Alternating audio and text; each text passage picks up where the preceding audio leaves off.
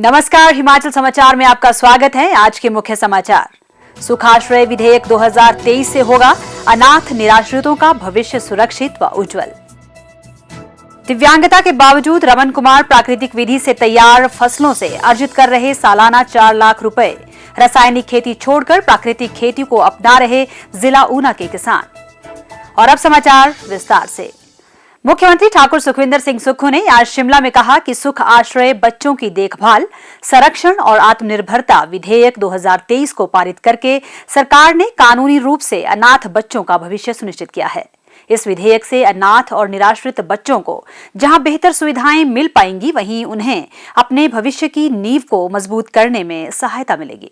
मुख्यमंत्री ने कहा कि इस विधेयक के लागू होने से राज्य के 6000 निराश्रित बच्चे अब चिल्ड्रन ऑफ स्टेट होंगे। इनके लिए प्रदेश सरकार ही माता और पिता की भूमिका निभाएगी। राज्य सरकार इन बच्चों को अभिभावक के रूप में पालने पोसने, समाज की मुख्यधारा से जोड़ने के लिए हर संभव प्रयास करेगी। इस विधेयक का उद्देश्य अनाथ, निराश्रित और दिव्यांग बच्चों को उचित देखभाल, सुरक्षा, विकास और आत्मनिर्भरता प्रदान करना है। इसमें चाइल्ड केयर और आफ्टर केयर संस्थानों में रहने वाले बच्चों को वस्त्र और उत्सव अनुदान प्रदान करने का प्रावधान भी किया गया है। साथ ही बच्चों को राज्य के भीतर और अन्य राज्यों में वार्षिक शैक्षणिक भ्रमण का अवसर भी प्राप्त होगा। इसके अतिरिक्त प्रत्येक बच्चे के लिए आवर्ती जमा खाते खोले जाएंगे, जिनमें राज्य सरकार योगदान देगी। मुख्यमंत्री ठाकुर सुखविंदर सिंह सुक्खू ने कहा कि राज्य सरकार इन बच्चों को 27 वर्ष की आयु तक उच्च शिक्षा, व्यावसायिक प्रशिक्षण, कौशल विकास और कोचिंग प्रदान करने के लिए आवश्यक सहायता प्रदान करेगी। उच्च शिक्षा, व्यावसायिक प्रशिक्षण, कौशल विकास और कोचिंग की अवधि के दौरान भी उनके व्यक्तिगत खर्चों को पूरा करने के लिए स्टाइपेंड प्रदान किया जाएगा।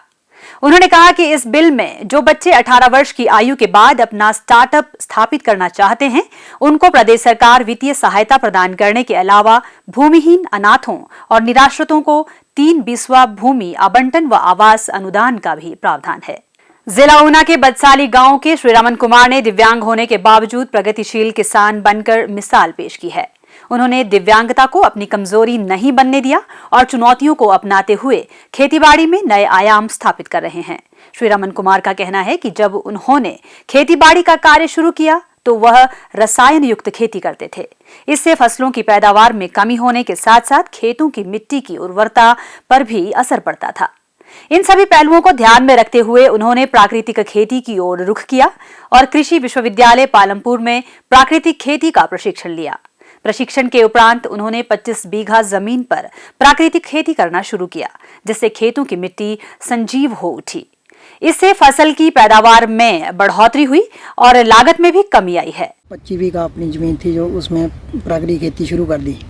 इससे पहले जब हम प्राकृतिक खेती से पहले जब रासायनिक खेती कर रहे थे, उसमें हमारी जो लागत थी वो बहुत ज़्यादा आ रही थी और उसमें पैदावार भी कम आती थी और ज़मीन भी जो हमारी थी वो काफ़ी कठोर हार्ड हो रही थी, जिसकी वजह से ही पैदावार कम हो रही थी और खेतों में सामान्य सी वर्षा होने के बाद भी नुकसान हो जाता था।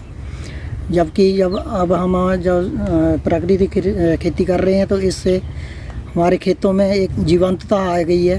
हमारी मिट्टी जो सजीव हो उठी है।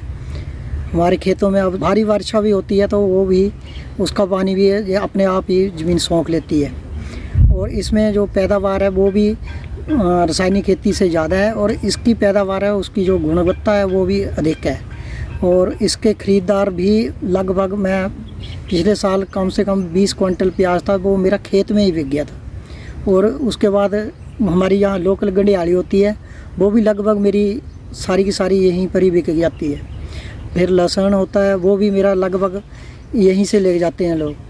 तो सबसे जो बढ़िया मेरे को प्राकृतिक खेती का लाभ हुआ है वो घर से ही जो मेरे उत्पाद बिकने शुरू हो गए। मैं अपने बेरोजगार युवा साथियों को भी ये बताना चाहता हूँ कि आप अपनी मानसिकता को बदलते हुए नौकरी के पीछे भागने की ज़रूरत नहीं है। अपनी पुश्तैनी ज़मीनों को हम अगर प्राकृतिक कृषि के अंतर्गत हम खेती करते हैं तो इसमें लाभ कमाया जा सकता है।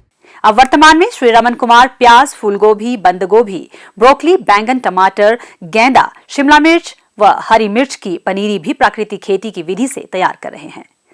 उनके द्वारा तैयार की गई पनीरी को खरीदने के लिए दूर दूर से लोग उनके घर आने लगे हैं। इसके अलावा श्री रमन कुमार ने देसी गायें भी पाल रखी है, जिनके गोबर मूत्र से बनने वाले जीवामृत का प्रयोग वह प्राकृतिक खेती में करते हैं।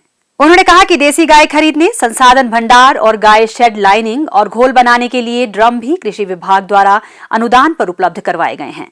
प्राकृतिक खेती के लिए एक माह में लगभग 26,000 रुपए का लेबर खर्च आता है। उन्होंने खेतीबाड़ी का कार्य करने के लिए 4 लोगों को भी रोजगार दे रखा है। श्री रमन कुमार प्राकृतिक खेती की विधि से तैयार फसलों से सालाना 4 लाख रुपए का मुनाफा अर्जित कर रहे हैं। हिमाचल समाचार देखने के लिए सब्सक्राइब करें YouTube channel information and public relations department HP, follow करें ट्विटर @DPRHP, लाइक करें Facebook page information and public relations department Himachal Pradesh, visit करें वेबसाइट www.himachalpr.gov.in। इस अंक में इतना ही। कल फिर होगी मुलाकात। दीजिए इजाजत। नमस्कार।